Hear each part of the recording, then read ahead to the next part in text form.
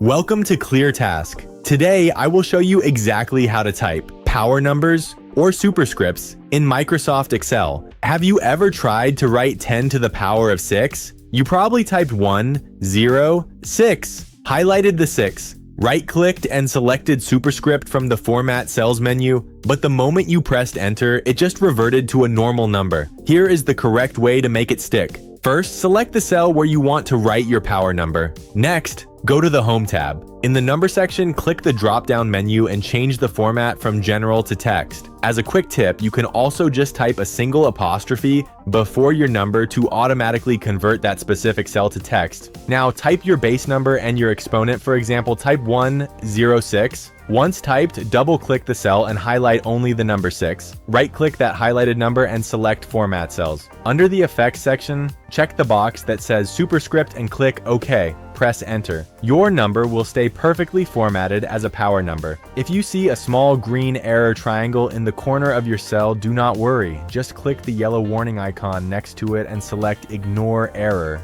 That is it. Clean, professional power numbers in Excel without the frustration. If this quick guide helped you, please like the video and subscribe for more direct tutorials.